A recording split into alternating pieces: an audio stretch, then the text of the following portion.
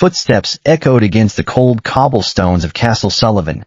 Heavy with unspoken secrets, a weary king sought peace in the dark stables, only to find an impossible sight, a frail stable boy asleep in the hay, guarded fiercely by a massive pregnant timber wolf. It was a discovery that would tear the kingdom apart. The heavy iron gates slammed shut with a resonance that shuddered through the expansive courtyards of the kingdom of Oakhaven. King Cedric Sullivan had returned, a ruler whose name struck fear into the hearts of rival territories, and whose very presence commanded the air to grow thin. But Cedric was not merely a medieval monarch. He was the Alpha King, his bloodline carrying the ancient curse and blessing of the lycanthrope, a power that had kept his family on the throne for 7 generations. Returning from a grueling 3-month border campaign against rogue factions that had dared to challenge Oakhaven's sovereignty, Cedric's armor was heavily dented, scorched by dragonfire and scarred by rogue claws. His broad shoulders, wrapped in dark leather and stained chainmail, were weighed down by the endless responsibilities of his crown.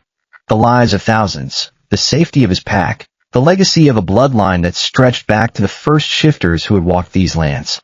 His men celebrated their victory in the great hall, their booming laughter, and the clashing of mead goblets bleeding through the thick stone walls, a symphony of masculine triumph that should have warmed any king's heart.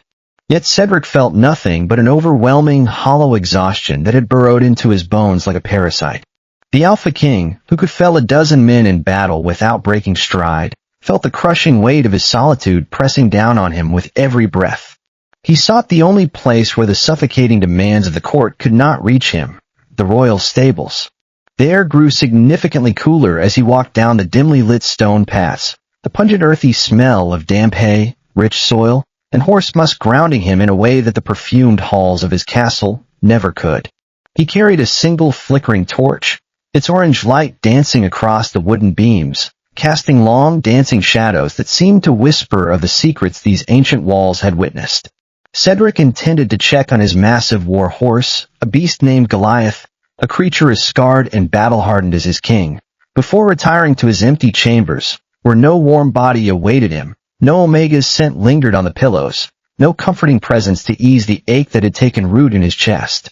The Alpha King had searched the continent for a noble lunate to stand by his side, someone who could weather the storms of his court and bear the weight of his crown, but fate had been cruel, presenting him with political matches that stank of ambition and betrayals that reeked of desperation. However, as Cedric pushed open the heavy oak doors of the eastern stable block, his enhanced senses caught something entirely out of place. Beneath the familiar scents of oats, leather, and horse sweat, there was a delicate, intoxicating fragrance, like crushed lavender and wild pine after a heavy storm, fresh and clean and utterly maddening. But underlying it was something far more dangerous, the distinct musky scent of a wild wolf, mixed with a metallic tang of dried blood. Cedric's spine stiffened, his golden eyes flaring in the darkness. The beast within him, the ancient primal alpha that slumbered beneath his carefully controlled exterior, instantly rose to the surface, demanding dominance, demanding to know what threat dared to enter his territory. A rogue wolf within the castle walls was a direct threat, a lethal breach of his fortress's security that spoke of incompetence or betrayal among his own guards. He drew his broadsword, the steel hissing softly against the leather scabbard, and advanced with predatory silence, every sense heightened, every instinct screaming that something was terribly, impossibly wrong. He followed the scent to the furthest stall, an abandoned enclosure meant for storing winter feed, a forgotten corner of the stables where even the most diligent grooms seldom ventured. The torchlight breached the shadows, and Cedric froze. The breath left his lungs in a sharp exhale, and for the first time in his decades of rule, the Alpha King felt something akin to wonder.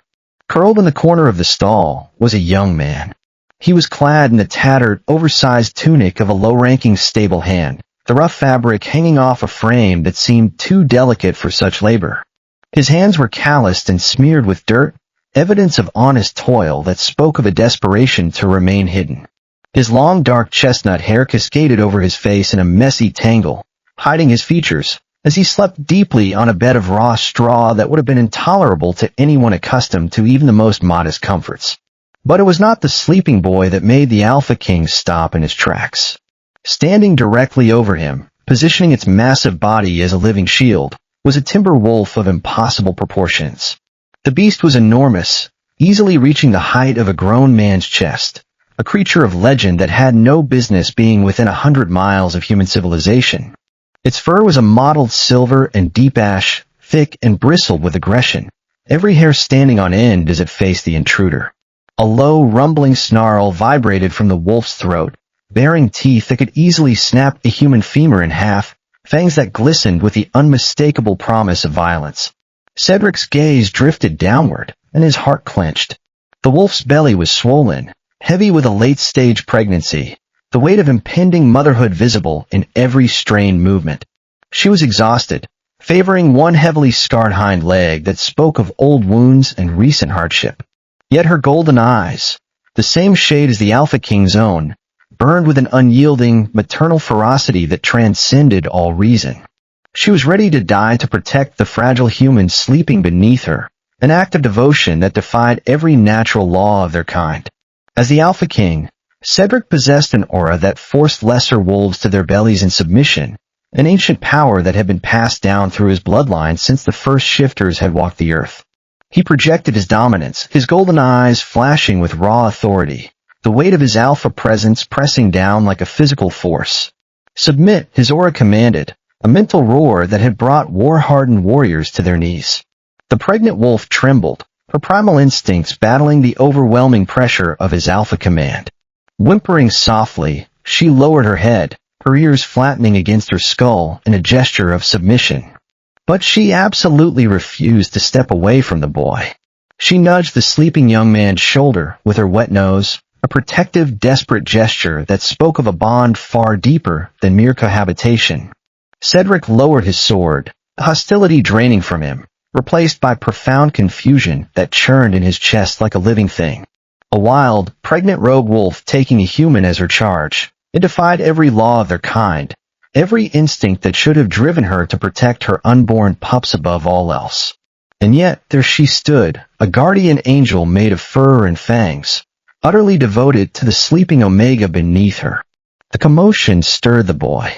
The young Omega gasped, his eyes flying open as the harsh torchlight blinded him, revealing eyes the color of autumn leaves, hazel and gold and flecked with something ancient. For a moment, he was a deer caught in the hunter's sights, frozen and terrified. Rowan Caldwell had lived a ghost existence for the past 6 months. Once the beloved son of Lord Thomas Caldwell, a nobleman who had been falsely accused of treason and executed for crimes he never committed, Rowan had been stripped of his title, his wealth, and his future. He had survived the brutal winter that had followed, hiding in the Whispering Woods, evading the assassins sent by his treacherous uncle Richard Buckley, who had coveted his father's lands with a greed that knew no bounds. He had disguised himself as a boy, a simple stable hand, nothing more, and taken the lowest job in the castle stables, believing that the filth and anonymity would shield him from his uncle's reach. He had cut his hair, dirted his skin, and learned to walk with a hunched gait that made him appear smaller, less significant, less worthy of notice. He had found the Silver Wolf 3 weeks ago, caught in a poacher's iron trap in the Whispering Woods, bleeding and near death, her belly swollen with pups that would never survive without her. Unable to leave a pregnant mother to die, Rowan had smuggled the beast into the castle, stealing scraps from the kitchen and treating the wolf's wounds with stolen herbs, forging a bond that had saved them both. Rowan scrambled backward, pressing his spine against the rough wooden planks of the stall, his heart hammering against his ribs with the force of a war drum. His vision cleared, revealing the towering figure of the king, a terrifying sight standing well over 6 feet, clad in dark leather and chainmail, his face scarred and shadowed, wielding a naked blade that gleamed with the promise of death. "Mercy, your grace," Rowan whispered, his voice cracking with fear. He threw himself forward, his frail body interposing itself between the wolf and the king. "Please do not kill her. She means no harm. She is only a mother." Cedric stepped closer, planting the torch into a wall bracket, his movements deliberate and measured, like a predator circling its prey. As he looked down at Rowan, the scent of lavender and pine hit him with the force of a physical blow, sending a shockwave through his entire being that left him breathless. The world tilted on its axis. The roaring of his inner beast, which had been aggressive moments before, suddenly morphed into a deafening, possessive purr that vibrated through his very soul. The alpha within him recognized what his human mind could not immediately comprehend. The boy in the hay, the trembling Omega with fear in his eyes and dirt on his skin, was his fated mate. The realization shattered Cedric's composure, leaving him reeling in the wreckage of his carefully constructed control. The gods had a twisted sense of humor, indeed. The Alpha King, who had searched the continent for a noble Luna to stand by his side, who had rejected countless political matches and broken the hearts of a dozen hopeful Omegas, had just found his fated mate dressed in rags, sleeping in horse manure, fiercely guarding a pregnant rogue wolf. Cedric stood paralyzed, his chest heaving as he fought the overwhelming urge to drop to his knees and pull the terrified young man into his arms. The mate bond was a legendary, undeniable force among their kind, an ancient magic that bound two souls together for eternity, forging a connection that transcended logic and reason.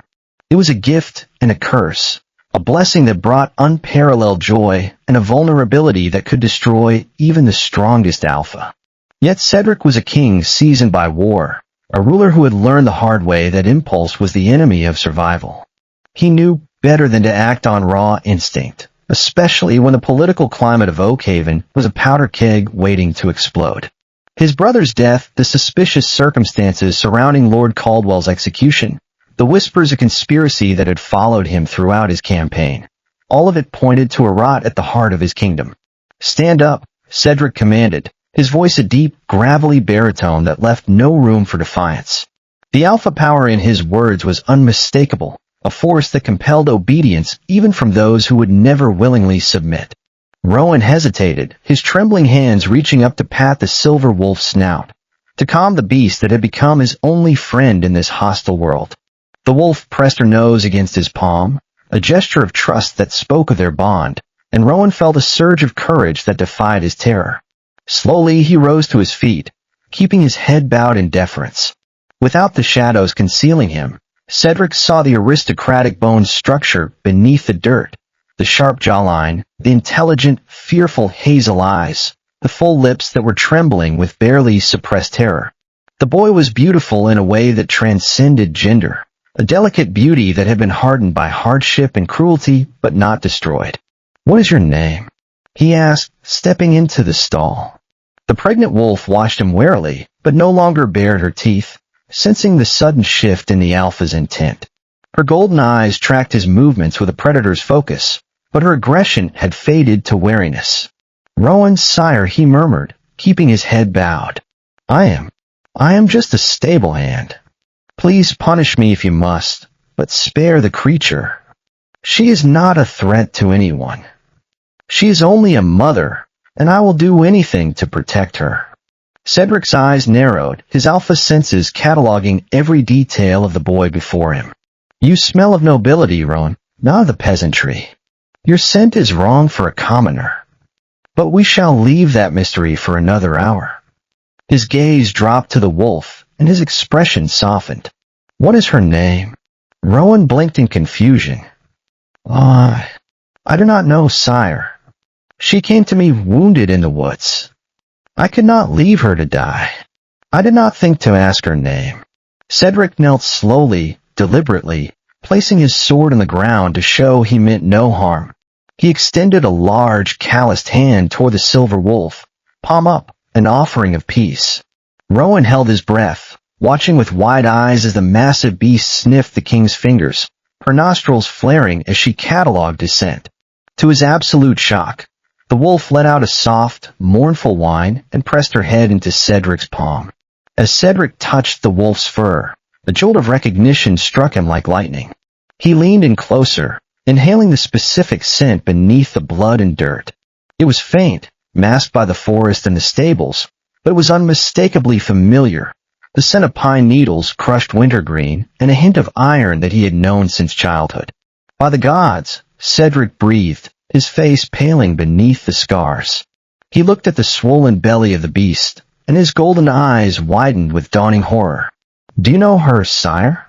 Rowan asked, bewildered by the king's sudden transformation. "She is not a rogue," Cedric said, his voice laced with sudden lethal fury. "This is Lady Vivian. She was the maid of my younger brother, Lord Arthur Sullivan. Rowan gasped, his hands flying to his mouth in shock. The entire kingdom knew the tragic tale of Lord Arthur Sullivan, the beloved prince, the loyal brother, the heir who had been promised to the throne. He and his newly bonded maid had reportedly been ambushed and slaughtered by human bandits on the southern road 4 months ago, their bodies so mutilated that they had been barely recognizable. The kingdom had mourned them as heroes, and Cedric had sworn vengeance on the bandits who had taken his brother's life. She survived, Cedric whispered reverently, stroking the wolf's ears with a tenderness that seemed impossible for a man of his reputation. And the pup she carries, it is my brother's heir. Royal blood. The only living remnant of Arthur's line. The implications hit Cedric like a battering ram, driving the air from his lungs. If Vivian had survived the ambush and was hiding in the woods instead of returning to the castle, it meant the attackers were not random human bandits. It meant the threat came from within his own pack. Someone inside Castle Sullivan had orchestrated the assassination of his brother and was likely still hunting Vivian to eliminate the heir. And Rowan, a banished nobleman hiding in his stables, was the only thing standing between his brother's legacy and death. Before Cedric could formulate a plan, the heavy stable doors creaked open. The rhythmic clanking of armored boots echoed down the corridor, a sound that had once signified safety but now made his blood run cold. "Your Grace," called a smooth, aristocratic voice. "Are you in here? The council seeks your presence in the Grey Hall. There is news from the eastern border that requires your immediate attention." It was Lord Alaric Harrington, Cedric's captain of the guard and his most trusted advisor, or so he had believed. Alaric was a striking man with silver blonde hair and cold, calculating blue eyes, a beta of impeccable breeding whose ambition was matched only by his charm. He had been the one to find Arthur's destroyed carriage months ago, the one to bring the tragic news of the prince's death, the one who had sworn to hunt down the bandits responsible. The Silver Wolf immediately reacted to Alaric's voice. She let out a panicked, guttural snarl, her body trembling violently as she tried to wedge herself behind Rowan. Her golden eyes, which had held such fierce determination moments before, were now filled with pure terror. Cedric's blood ran cold. The wolf's reaction was all the proof he needed. The traitor was right outside the stall. "Stay quiet," Cedric hissed to Rowan, grabbing a large tarp and throwing it over the shivering wolf, hiding her in the deep shadows of the corner. He grabbed Rowan by the shoulders, his golden eyes boring into the Omega's hazel orbs with an intensity that left the boy breathless. "Do not speak a word of what you know. Your life depends on it. Do you understand me?" Rowan nodded, his heart pounding so loudly he was certain it would give them away. The alpha scent was overwhelming this close, smoke and steel and something darker, something primal that awakened a heat in his belly that he had never felt before. Cedric stepped out of the stall just as Alaric rounded the corner, holding a lantern that cast dancing shadows across his aristocratic features. The captain paused, his eyes darting to the dirty, trembling young man standing behind the king, and a flicker of suspicion crossed his cold features. "My king," Alaric said smoothly, bowing his head with practiced deference. "I did not mean to intrude. Have you found trouble in the stables?" "No trouble, Alaric," Cedric lied seamlessly, stepping into the captain's line of sight to block his view of the stall. "Merely a thief. I caught this boy stealing from the royal feed. He has been cleaning out the stores for weeks, and I finally caught him in the act." Alaric sneered, looking Rowan up and down with undisguised contempt. "A thief? Shall I have the guards drag him to the dungeons, sire? A few days in the dark will teach him not to steal from the king. I can have him beaten and branded before the morning bell." "No," Cedric replied, his voice leaving no room for argument. "I am weary of bloodshed today. I will handle this one myself. I need a new personal servant for my private chambers, someone who will not be missed by the household. This rat will serve me, confined to my quarters to pay off the debt of theft." Alaric blinked, clearly surprised by the uncharacteristic mercy of the Alpha King. "As you wish, sire. Though I must say, an experienced maid would serve you better than a filthy stable boy. I can have a proper Omega brought from the village." "My word is law, Alaric. Return to the hall. Tell the council I have retired for the night. I will tend to my new servant and deal with him personally." Alaric bowed again, though his cold eyes lingered suspiciously on the shadows of the stall. For a moment, Cedric feared the beta would press the matter, that his sharp instincts would detect the truth hidden behind the tarp. But Alaric merely nodded, his lips curving into a smile that did not reach his eyes. "Of course, my king. I will have the council informed. But I urge you to rest. You have been through much these past months, and your health is of paramount importance to the kingdom." Once the heavy doors shut, sealing them in the relative safety of the stables, Cedric turned back to Rowan. The Omega was trembling, his eyes wide with fear and confusion, but beneath the terror was a steel that Cedric had not expected. "Pack whatever meager belongings you have," Cedric commanded softly. "We must move Vivian to my chambers immediately. From this moment on, you are no longer a stable hand. You are my personal ward, and you will stay close to me at all times. If Alaric discovers who you are, or what you are hiding, he will kill you both." Rowan looked at the towering alpha, realizing he had just been pulled from the mud and thrown directly into the deadliest political war in the kingdom. But as he looked at the tarp, knowing the pregnant mother underneath was relying on him, he lifted his chin. "I am ready, my king. I have been running for 6 months. I would rather face my enemies standing than die hiding in the dark."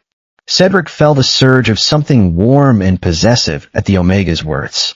His wolf howled with approval, recognizing in Rowan a strength that belied his fragile appearance. The boy was a survivor, an Omega who had lost everything and still found the courage to protect a beast that could have killed him with a single bite. "You are remarkable," Cedric murmured, the words slipping out before he could stop them.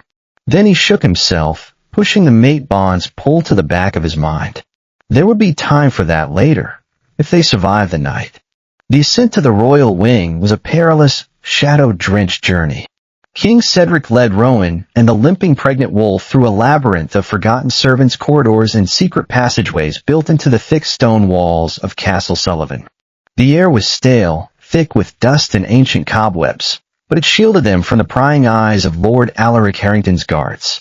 Rowan moved with the silent grace of the hunted, his bare feet making no sound on the cold stone. The pregnant wolf pressed close to his side, her warmth a comforting presence in the darkness. Every creak of the ancient timbers made his heart leap into his throat. Every distant footstep sent ice down his spine.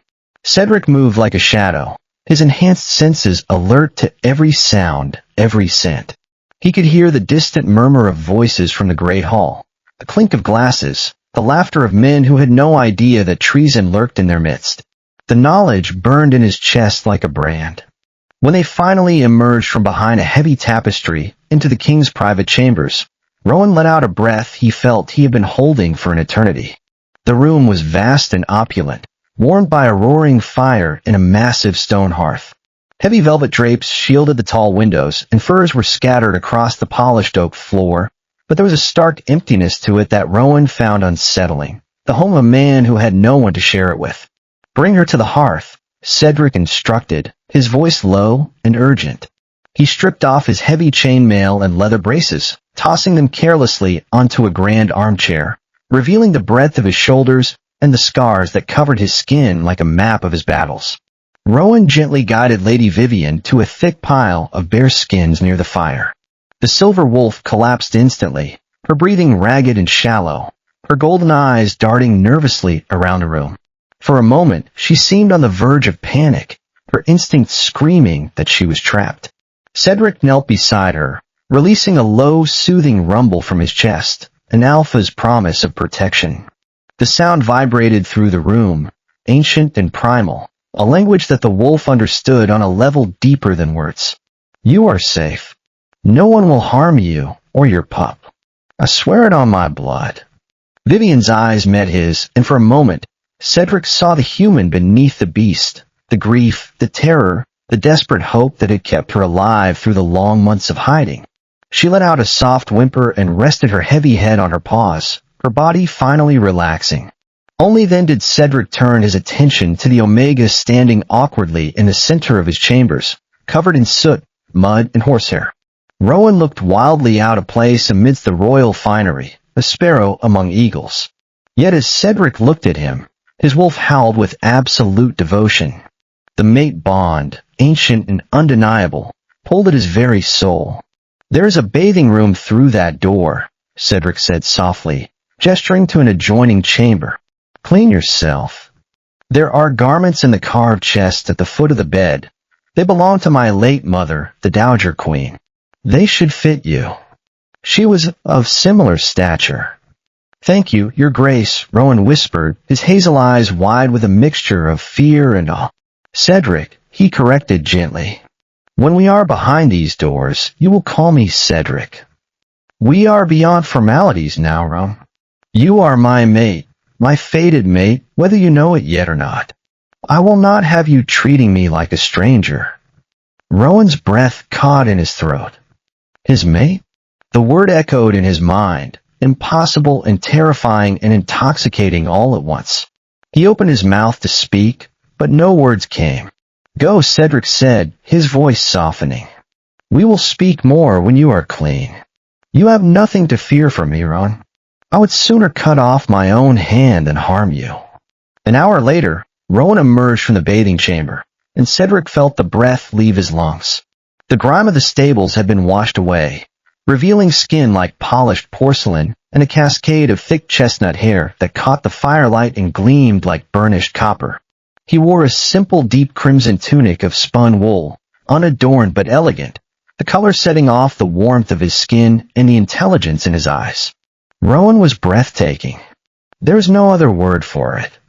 The aristocratic grace he had tried to bury beneath the mud was now undeniable, and the delicate features that had once marked him as a target now made him look like the prince he should have been. Cedric felt the mate bond surge in his chest, a possessive growl rising unbidden from his throat. His wolf wanted to claim, to mark, to bind this Omega to him in every way possible. The scent of lavender and pine was stronger now, no longer masked by the filth of the stables, and it was driving the Alpha King to the brink of madness. He poured 2 goblets of spiced wine, his hands trembling slightly, and handed one to Rowan. The Omega's fingers brushed against his, and the contact sent a jolt of electricity through both of them, sharp and undeniable. "Now," Cedric said, his voice rough with barely contained desire. "Lady Rowan Caldwell, son of the executed Lord Thomas Caldwell, tell me how you ended up shoveling manure in my stables." Rowan's hands trembled around the silver goblet. He took a sip, letting the warmth fortify him, and then began his story. His voice was low and steady, but Cedric could hear the pain beneath the words. "My father was innocent, Cedric. He did not conspire with the northern rebels. My uncle, Richard Buckley, forged the treasonous letters. He wanted my father's lands, his wealth, and his title, and he could not bear that a beta had been given what he, as an alpha, believed was rightfully his. When my father was executed, Uncle Richard sent his mercenaries to slaughter me in the night, so there would be no rightful heir to challenge his claim. I escaped into the Whispering Woods, cut my hair, and hid in the only place I knew he would never look. The mud of your fortress." Cedric's jaw clenched, his golden eyes flashing with a dangerous predatory light. The puzzle pieces were violently snapping together in his mind, forming a picture more horrifying than he had ever imagined. "Richard Buckley," Cedric growled, the name tasting like ash on his tongue. "Buckley has been closely aligned with Captain Alaric Harrington for the past year. They have been seen together at council meetings, whispering in corners, sharing letters that arrive by private courier. If Buckley orchestrated your father's death to gain power in the East, then Alaric. Alaric orchestrated your brother's ambush to weaken the throne," Rowan finished, his eyes widening in horror. "They are working together. Alaric takes the crown, and my uncle takes the Eastern Territories. It is a partnership of mutual convenience." A sudden, agonizing whimper shattered the tense silence. Rowan and Cedric spun around. By the hearth, Lady Vivian was thrashing weakly on the furs, her silver coat soaked with sweat, her breathing reduced to rapid, shallow pants. The stress of the Alpha's command, the terror of sensing Alaric in the stables, and the arduous climb up the secret stairs had triggered her body. "Pup," Rowan gasped, dropping his goblet.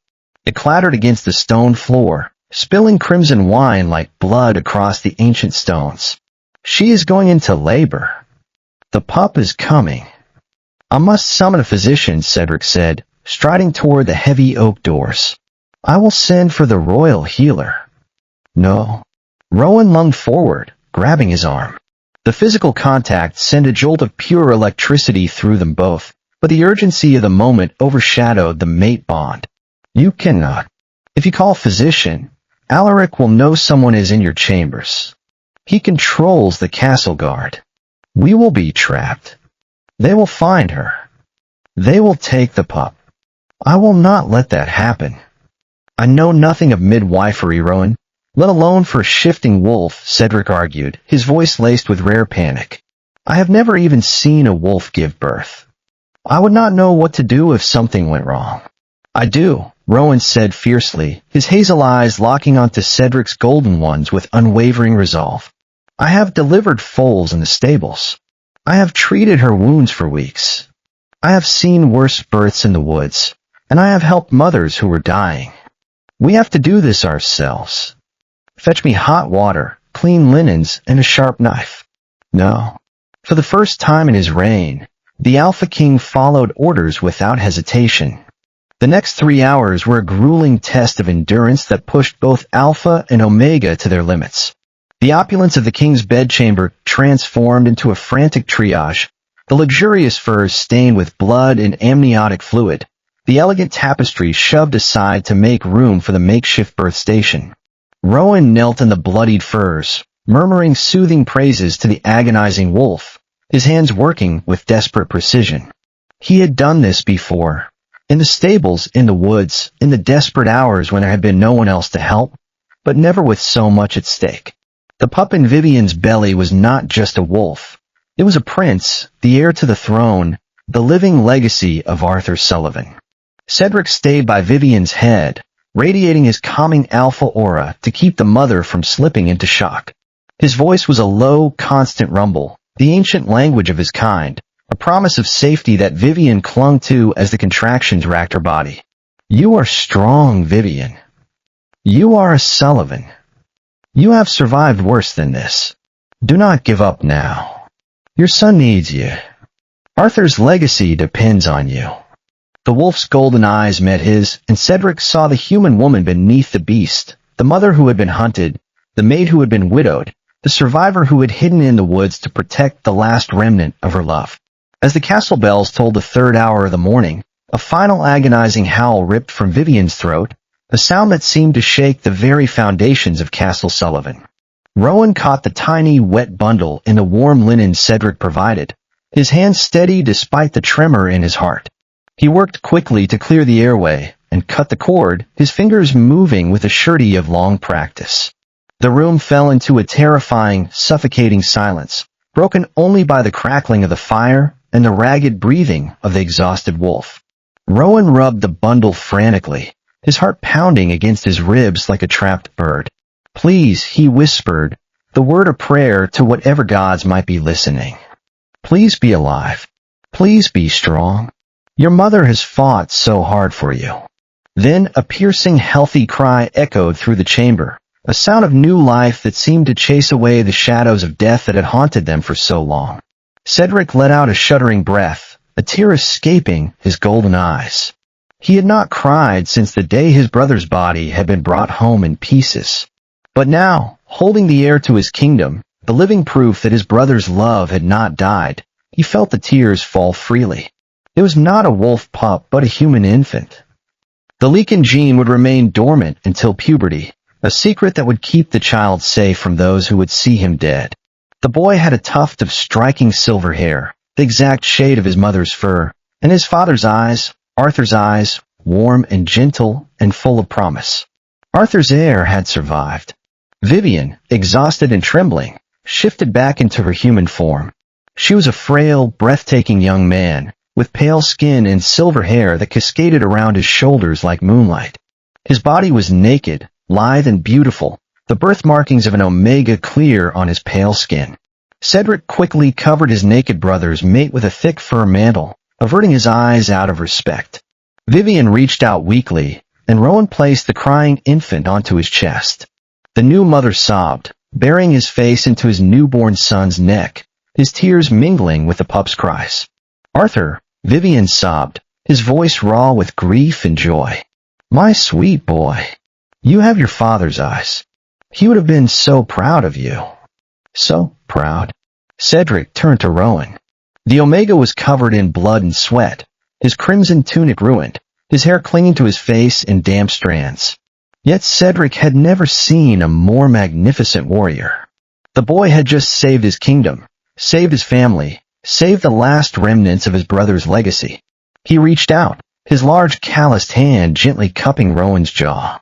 His thumb brushed a streak of blood from the Omega's cheek, wiping away the evidence of the battle they had just fought together.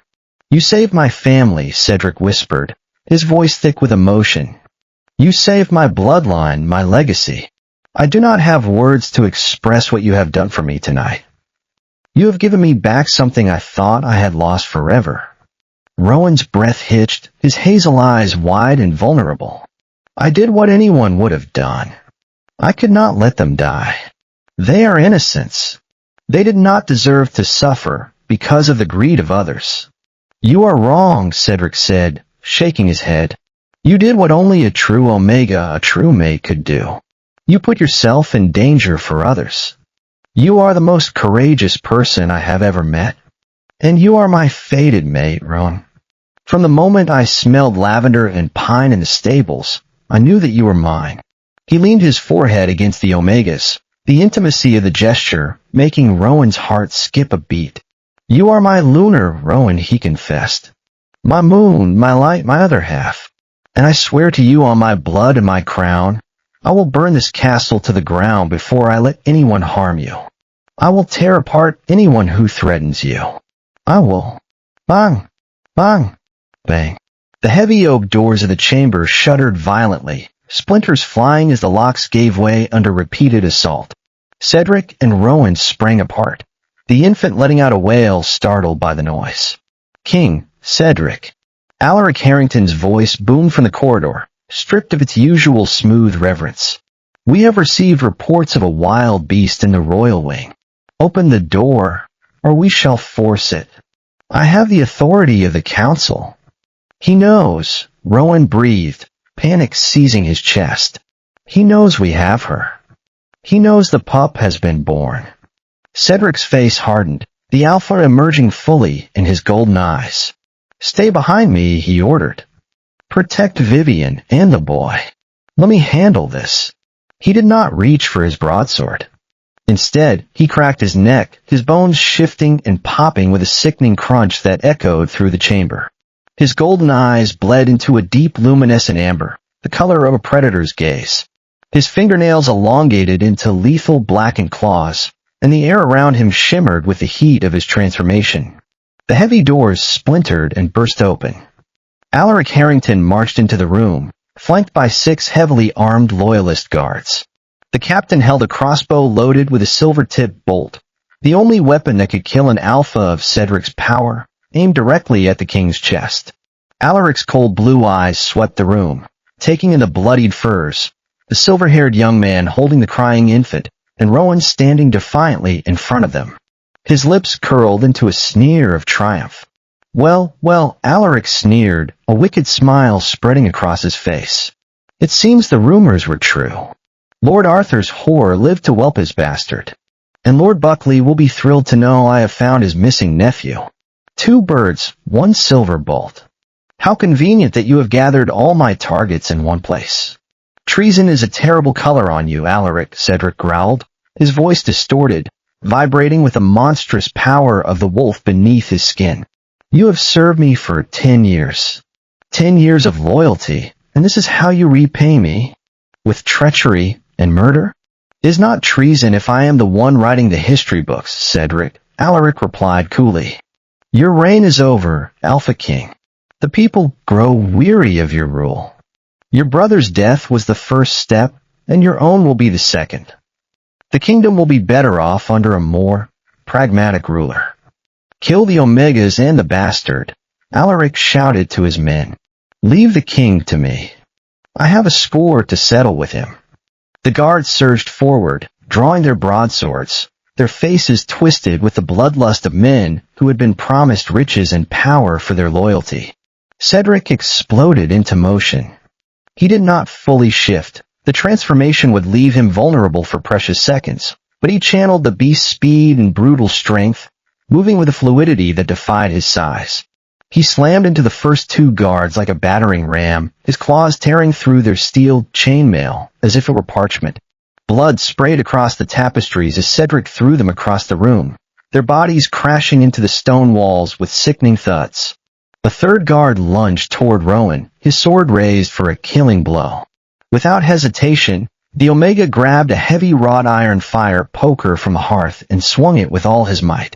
The iron connected with the guard's helmet with a resounding crack, sending him staggering backward.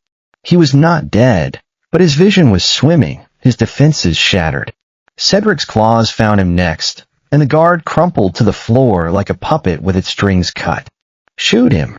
Alaric screamed, stepping back as his men were dismantled with terrifying ease. "Shoot the bastard.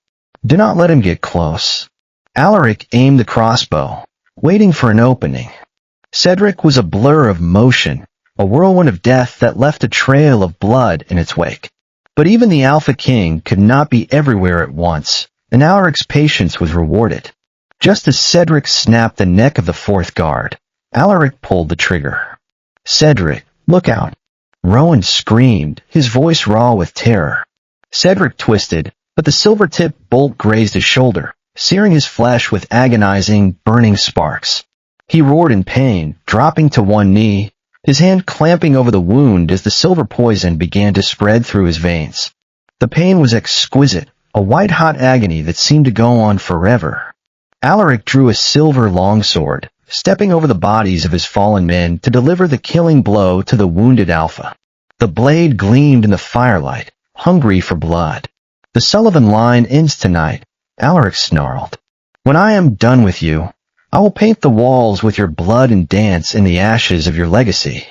As Alaric raised the blade, Rowan hurled the iron fire poker like a javelin, a desperate throw born of love and fear, and the fierce determination to protect the Alpha who had claimed him. It struck Alaric squarely in the back of the knees, causing the captain to buckle, a cry of shock leaving his lips. It was the only opening Cedric needed. Ignoring the burning silver in his shoulder, the Alpha lunged. His hand clamped around Alaric's throat like a steel vice, the claws digging into the beta's soft flesh. He lifted the traitor completely off the floor, watching the arrogance drain from Alaric's eyes to be replaced by raw, suffocating terror. "The Sullivan line," Cedric whispered, his amber eyes blazing with lethal endurance. "Will continue. But yours ends now." He crushed the traitor's windpipe with a sickening crack, and Alaric's body went limp in his grasp.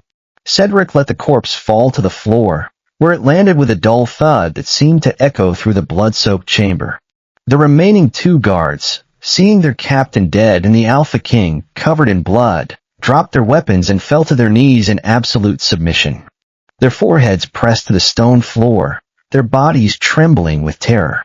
"Mercy, my king," one of them begged. "We were following orders. We did not know." "You will be judged for your crimes," Cedric said, his voice cold and flat. "But not tonight. Tonight you will live to stand trial. And by the time I am done with you, you will beg for the mercy of death." Silence descended upon the blood-soaked bedchamber, broken only by the soft coos of the newborn infant and the ragged breathing of the wounded Alpha. Cedric slowly turned toward Rowan, the beast receding from his features, leaving only the exhausted, bleeding man. Rowan rushed forward, tearing a strip from his ruined crimson tunic to press against Cedric's seared shoulder. The Omega's hands were shaking, his hazel eyes filled with tears that spilled down his cheeks like rivers. "You are reckless," Rowan chided, his voice trembling with the aftershock of terror. "You could have been killed. You should have let me help sooner." "I could have." "You did help," Cedric said, a pained smile crossing his lips. "You saved my life, Rowan. Your aim with a fire poker is terrifying. I will never insult your cooking if you can throw that well." Rowan laughed, a broken sound choked with tears. You are insane. You almost died, and you are making jokes. Cedric smiled, wrapping his uninjured arm around Rowan's waist and pulling him flush against his chest. The Omega's scent hit him like a wave, lavender and pine and the copper tang of blood, and it was the most beautiful thing he had ever smelled. And you, my Luna, Cedric murmured against Rowan's hair, how the most terrifying swing I have ever seen. I have never been more attracted to anyone in my life. You are the most magnificent Omega I have ever met. In the days that followed the Crimson Dawn, as the bards came to call it, the kingdom of Oakhaven was purged of its rot. With Alaric Harrington dead, the traitorous guards were imprisoned, and Cedric's loyal forces seized control of the castle. The council, which had been filled with Alaric's sympathizers, was purged of its corruption, replaced by men and Omegas of proven loyalty. Rowan's uncle, Richard Buckley, was dragged from his eastern keep in chains, stripped of his titles, and executed for the murder of Lord Thomas Caldwell. The justice was swift and brutal, and the people of Oakhaven rejoiced to see the conspirators brought to heel. Rowan's family name was restored to honor, his father's legacy reclaimed from the mire of false accusations. The boy who had been reduced to shoveling horse manure in the stables was once again a noble of the highest rank, an Omega of impeccable breeding and courage. But Rowan did not return to his father's estate. He remained in Castle Sullivan, no longer a stable hand hiding in the hay, but the crowned lunar of the realm, standing fiercely beside his fated mate. The Alpha King had found him in the darkest corner of his kingdom, sleeping in filth and surrounded by danger, and had pulled him into the light. Lady Vivian and the young heir, named Arthur, in honor of his brave father, were given the highest protection of the pack. Vivian's wounds healed, his spirit restored by the love of his son and the safety of the castle. The Omega, who had been hunted like an animal, was now the most protected mother in the kingdom, his strength and resilience celebrated by all. The Alpha King had gone to the stable seeking a moment of peace, a brief respite from the weight of his crown. Instead, he had found a war, a family, and a love that would echo through the history of Oakhaven for eternity. Rowan stood at Cedric's side on the balcony overlooking the kingdom, the dawn painting the sky in shades of rose and gold. The infant prince slept in Vivian's arms, safe and warm, his silver hair gleaming in the morning light. "What do you see, my king?" Rowan asked softly. "I see a future," Cedric replied, his arm around his mate's waist. "I see a kingdom at peace. I see my brother's son growing strong. And I see you, Rowan, my mate, my love, my everything." Rowan leaned into his alpha's embrace, feeling the warmth of Cedric's body and the steady beat of his heart. The scent of smoke and steel and something darker filled his senses, and he breathed it in like the air he needed to survive. "I thought I had lost everything," Rowan whispered. "I thought I would spend the rest of my life hiding in the shadows, a ghost in my own kingdom. But then I found you, and everything changed." Cedric pressed a kiss to the top of Rowan's head, his lips lingering on the soft chestnut hair. "You saved me, Rowan. I did not know I was lost until I found you. I was surrounded by people, and yet I was utterly alone. And then I found you, sleeping in the straw, guarded by a wolf who had more loyalty than half my court. Do you think we will be happy?" Rowan asked, his voice small and uncertain. Cedric smiled, a genuine smile that reached his golden eyes. "I think we already are. Happiness is not a destination, Rowan. It is a choice. And I choose you. Every single day, I will choose you." Did the Alpha King make the right choice by bringing his fated mate and the secret royal heir directly into the wolf's den?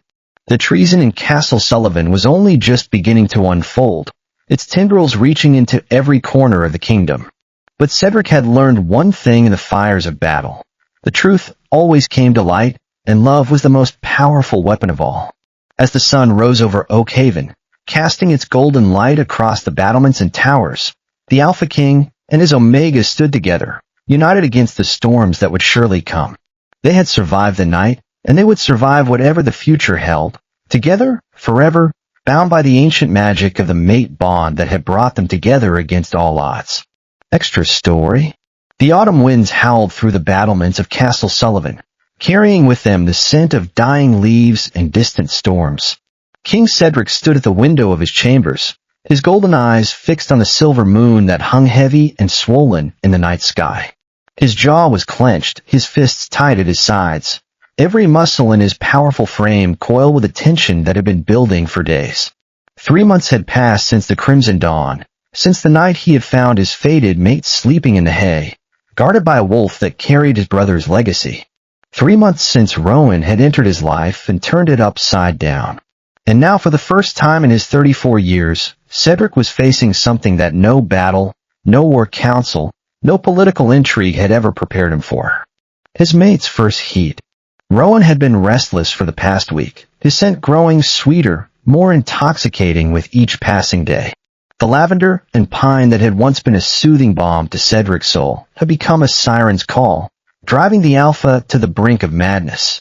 Every time Rowan passed by, every time their fingers brushed, every time those hazel eyes met his, Cedric's wolf howled with a desperate primal need. Cedric had to admire the Omega's strength. Rowan had tried so hard to hide it, to pretend that nothing was wrong.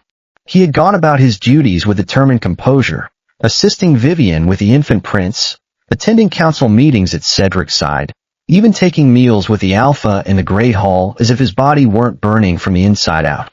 But Cedric knew. He could smell the change in Rowan's scent, could see the flush that crept up his neck when Cedric drew too close, could feel the tremor in the Omega's hands when they touched. Rowan was fighting a war against his own biology, and he was losing. The worst part was that Cedric could not touch him. Not yet. The mate bond demanded completion. It clawed at Cedric's chest with every breath, whispering in his ear that his Omega needed him, that Rowan was suffering, that he could end the pain with a single mark, a single claiming. But Cedric had made a vow. He would not take Rowan during his heat unless Rowan chose it willingly, with a clear mind and an unburdened heart. The Omega had been through too much, loss, betrayal, exile, to have his first heat stolen from him by instinct alone. Rowan deserved a choice. So Cedric waited. Then he suffered. A soft knock at the door shattered his reverie. "Come in," Cedric said, his voice rougher than he intended. The door creaked open, and Rowan stepped inside. The Omega was wrapped in a heavy fur cloak, but beneath it, Cedric could see the loose linen tunic that hung off his slender frame. His chestnut hair was damp, as though he had just bathed, and his cheeks were flushed a delicate pink that had nothing to do with the warmth of the room. "Your Grace," Rowan began, then stopped himself, a small smile tugging at his lips. "Cedric." "I could not sleep." Cedric's heart clenched. "Neither could I. The moon is restless tonight." Rowan crossed the room, his bare feet silent on the thick furs that covered the floor. He stopped a few feet from Cedric, close enough that the alpha could feel the heat radiating from his body, could smell the sweet, heady scent of his approaching heat. "I need to tell you something," Rowan said, his hazel eyes fixed on the floor. I have been trying to hide it, but I cannot any longer. I think you already know." Cedric's throat went dry. "Rowan, please," Rowan interrupted, his voice trembling. "Let me finish. I have spent my entire life hiding. Hiding from my uncle, hiding from the assassins he sent, hiding in the stables, hiding from who I truly am. But I am so tired of hiding, Cedric. I am so tired of pretending that I do not want this." He looked up, and Cedric's breath caught in his throat. Rowan's hazel eyes were burning with a fierce, desperate heat, a fire that matched the one raging in Cedric's own chest. "I know my heat is coming," Rowan continued, his voice steady despite the trembling of his hands. "I can feel it building inside me, like a storm waiting to break. And I know that you have been staying away from me, because you want to give me a choice. But, Cedric, you are my choice. You have always been my choice." Cedric's composure shattered. He closed the distance between them in a single stride, his large hands cupping Rowan's face with a tenderness that belied his size and strength. The Omega's skin was burning, his scent overwhelming, and Cedric felt his wolf surge to the surface. "Rowan," Cedric breathed, his voice a ragged whisper. "If I touch you now, I will not be able to stop. I have been fighting this for days, and I am running out of control." Rowan reached up, his slender fingers wrapping around Cedric's wrists. "Then do not fight it," he said, his voice soft but certain. "I am yours, Cedric. I have been yours since the moment you knelt beside me in the stables and protected Vivian with your own body. I have been yours since the moment you told Alaric that I was your servant, and I knew you were willing to die to protect me. I love you, and I want this. I want you." The words hit Cedric like a physical blow. He had heard love confessions before, from courtiers seeking favor, from nobles seeking power, from sycophants seeking advancement. But never had he heard the words spoken with such raw, unvarnished truth. "Are you certain?" Cedric asked, his golden eyes searching Rowan's face. "Once I claim you, there is no going back. The mark is permanent. You will be mine in every way that matters, bound to me for the rest of your days. I need you to be sure." Rowan smiled, a soft, radiant smile that chased away the shadows in Cedric's heart. "I've never been more sure of anything in my life. Mark me, Cedric. Claim me. Make me yours." That was all the permission Cedric needed. He pulled Rowan into his arms, pressing the Omega's slender body against his broad chest. The contact sent a shockwave through both of them, a jolt of pure electricity that seemed to ignite the very air around them. Rowan gasped, his hands fisting in Cedric's tunic, his scent exploding into a crescendo of lavender and pine that made the Alpha's head spin. Cedric bent his head, pressing his lips to the curve of Rowan's neck. The Omega's skin was soft and hot beneath his mouth, the scent of his heat so thick that Cedric could taste it on his tongue. He breathed deeply, drawing the fragrance into his lungs, letting it fill him, consume him. "Your scent," Cedric murmured against Rowan's skin. "I have been dreaming of it for months. It is driving me mad, Rowan. I cannot think straight when you are near me. I cannot breathe. I cannot." "Then stop thinking," Rowan whispered, tilting his head back to expose more of his throat. "Stop fighting, Cedric.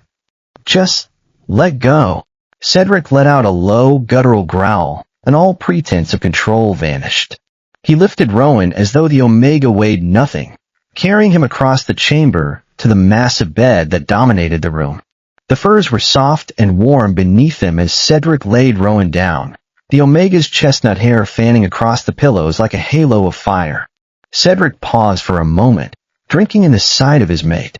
Rowan was beautiful in the moonlight, his skin pale and luminous, his cheeks flushed, his hazel eyes dark with desire. His chest rose and fell in quick, shallow breaths, and the scent of his heat was everywhere, intoxicating and inescapable. "You are so beautiful," Cedric breathed. "I have thought that since the first moment I saw you, even when you were covered in mud and hay. You looked like a wild thing, a spirit of the forest, and I knew you were meant to be mine." Rowan reached up, his fingers tracing the scars on Cedric's face. "And you are the most magnificent Alpha I have ever seen," he said softly. "When I first saw you in the stables, I thought I was dreaming. I thought the gods had sent you to punish me for my sins. But you were kind. You were merciful. You did not hurt Vivian, even though you could have. You did not hurt me. You protected us." "I would die for you," Cedric said, the words fierce and raw. "I would burn this world to ashes to keep you safe, Rowan. You are my mate, my lunar, my other half. Without you, I'm only half a king. Without you, I am nothing." Rowan pulled him down, their lips meeting in a kiss that was both desperate and tender. Cedric groaned into the Omega's mouth, the taste of him sweet and addictive, and his hands began to explore the slender body beneath him. He moved with deliberate slowness, savoring every moment, every gasp, every tremor of Rowan's body beneath his touch. The Omega's heat was building, the scent of it wrapping around Cedric like shroud, and the Alpha felt his control fraying at the edges. "Please," Rowan breathed against his lips. "I need you, Cedric. I know," Cedric murmured. "I know what you need, and I will give it to you. But first I need you to know how much you mean to me. I need you to know that this is not just instinct, not just the bond. I love you, Rowan. I love you in ways that have no words. I love you in ways that frighten me." Rowan's eyes filled with tears, but they were tears of joy, of relief, of a love so deep it could not be contained. "I love you too," he whispered. "I love you, Cedric. I love you so much that it scares me. I thought I had lost everything the night my father died. I thought I would never feel anything but fear and grief again. But then you found me, and everything changed." Cedric kissed the tears from Rowan's cheeks, his lips tracing the path of salt and sorrow. "You will never be afraid again," he promised. "I will protect you, Rowan. I will protect you from the world, from my enemies, from anyone who seeks to harm you. This I swear on my crown, on my blood, on my life." The scent of Rowan's heat surged, and Cedric knew the time for words was over. He moved slowly, carefully, letting his omega adjust, and Rowan arched beneath him with a cry of pleasure and pain. "Shoo," Cedric soothed, pressing his forehead to Rowan's. "I have you. I will never let you go. Never." The rhythm built between them, a dance as old as time itself. Rowan's gasps became moans, his moans became pleas, and Cedric answered everyone with a kiss, a touch, a whispered promise of devotion. The scent of lavender and pine grew thick and heady, mingling with the smoke and steel of Cedric's own alpha musk to create something new, something that belonged only to them. And then, when the pleasure crested like a wave crashing against the shore, Cedric bent his head and sank his teeth into the tender skin of Rowan's neck. Rowan cried out, his body arching, his release spilling between them as the mark took hold. Cedric tasted the sweetness of his omega's blood, felt the bond snap into place with a force that shook him to his very core. The ancient magic of the mate bond surged through both of them, blazing hot and impossibly bright, and Cedric felt his wolf howl with triumph. "Mine!"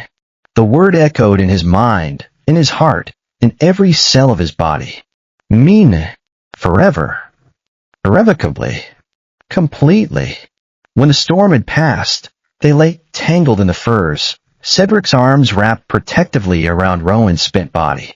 The Omega was trembling, his breath coming in soft, shaky gasps, but there was a smile on his lips that Cedric had never seen before, a smile of peace, of belonging, of home. "Are you all right?" Cedric murmured, pressing a kiss to the top of Rowan's head. Rowan laughed, a soft, breathless sound.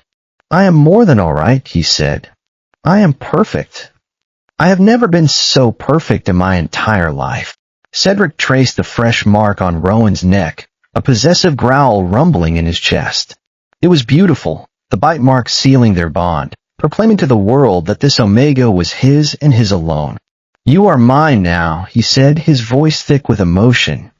"Truly, completely mine." Rowan turned in his arms, his hazel eyes meeting Cedric's golden ones.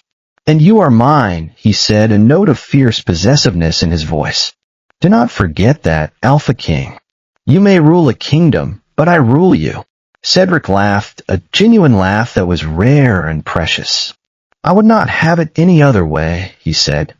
"You are the only one who has ever made me feel human, Rowan. The only one who has ever seen the man beneath the crown. You are my heart, my soul, my everything."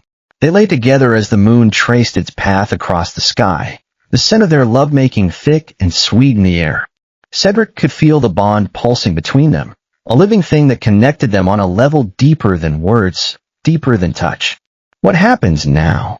Rowan asked sleepily, his head resting on Cedric's chest. "What happens tomorrow?" Cedric smiled, stroking Rowan's hair with a tenderness that would have shocked anyone who knew only the fearsome Alpha King. "Tomorrow, we face the world together," he said. "We tell the court that you are my mate, my lunar, my equal. We raise Arthur together, and we teach him that love is the greatest strength of all. And every night we return to each other, just like this, and we remind ourselves that we are never alone." Rowan's eyes fluttered closed, a soft sigh escaping his lips. "That sounds like a good life," he murmured. "A very good life." Cedric pressed another kiss to his mate's forehead, feeling the warmth of Rowan's body against his, the steady beat of his heart, the gentle rhythm of his breath. "It is more than a good life," Cedric whispered into the darkness. "It is everything I ever wanted and never dared to hope for. You are my miracle, Rowan. and I will spend the rest of my days making sure you know how much you are loved." The moon shone down on them, silver and eternal, as the Alpha King and his Omega drifted into a peaceful sleep, bound together by love, by destiny, and by a mark that would never fade. In the morning, the world would wait. The court would need its king, the kingdom would need its lunar, and the infant prince would need his guardians. But for now, there was only this: the warmth of their bodies intertwined, the scent of their bond filling the air, and the unshakable certainty that they had found their home in each other. And that was enough. More than enough. It was everything.